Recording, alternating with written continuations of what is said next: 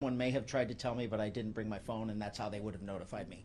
I know we're actively trying to track that down, as well as Secret Service and the FBI. But And so who's investigating now? our investigation is relatively done. The continuation will be a cooperation between us, the Secret Service, and the FBI. More than likely, federal charges like that would be headed by the FBI. I can't say that for sure. But it's a combination of all three. And I will say the working relationship and the effort that we all, the federal agencies and the sheriff's office, put into this going in was seamless. The communication is great. I have no complaints, and it's certainly, by me telling you it's someone else's investigation, that's just the nature of a federal crime. If they are ever able to prove that it was assassination attempt, and I'm not saying they're going to be able to, but anything like that would be federal. The state crimes are the weapons charges that we arrested him for. Someone posted on social media that both you and he were apparently coincidentally at a premiere of a movie, Line in the Sand, a title like that. You don't know this guy, do you? You've never met him or anything? No, I do not.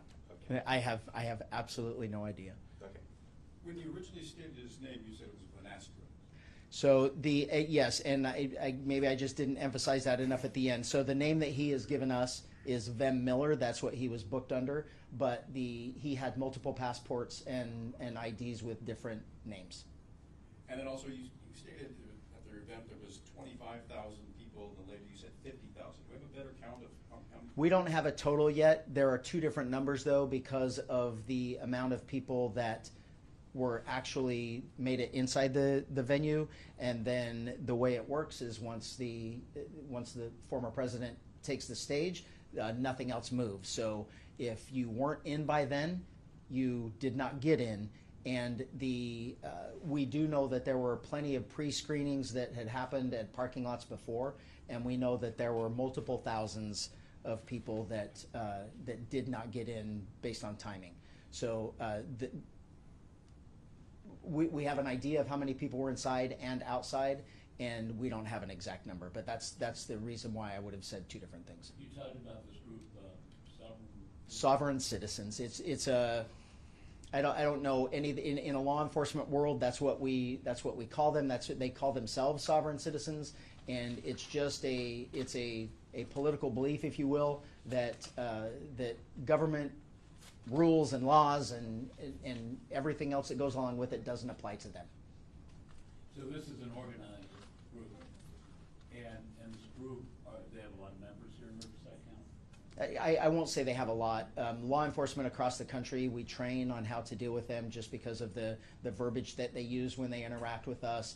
They believe that they're not necessarily toward us violent or confrontational, but it's obvious they don't ever want to answer our questions. They don't believe they need driver's licenses. They don't believe, and this vehicle goes along with it. They don't register their vehicles. This was an unregistered car that we had to go through VIN number and manufacturer process to verify that it was a legitimate car. It actually did belong to him. It's just, we know it was sold to him. It just was not ever registered. Have they shown a propensity toward violence? Sometimes they do, but I can't say as an organization as a whole. But obviously, like a lot of different groups, bad apples give a group a bad name. And there certainly are people that are, but I'm not going to say that group as a whole is a violent group. And I do understand what you said earlier, that you don't know what this was or what it might have been, but when you see a vehicle with 2 guns, boxes of ammunition, different license plates and passports, and somebody claims to be with this group that you've described as being right-wing, first thing that goes through your mind is what? I need to thank that deputy for doing his job. That was the first thing that went through my mind. And it was like I probably said to somebody or around somebody that's been either printed or reprinted in social media, that I truly do believe that we prevented another assassination attempt. And it was solely by our effort of keeping those type of people out. It's also said that he had a high-capacity magazine. Would that be used for the shotgun as a street sweeper, or for the pistol? It was for the handgun. The high-capacity magazine was for the handgun. These different names on the passports, and I think, did you also say driver's licenses? Yes. Were these like tiny variations of the name, or like, you know, Fred Brown? I won't get into specifics, but it was both of you, the question that you're asking. Okay. Any details about another individual linked to a potential bomb threat at the event as well? We know that there were, no, not linked to an individual or specifics that I can give you. We are aware of our dogs and federal dogs that hit on people or things that we ended up not letting in, but I don't have any specifics on anything like that. There was nothing that rose to this level. Anything else?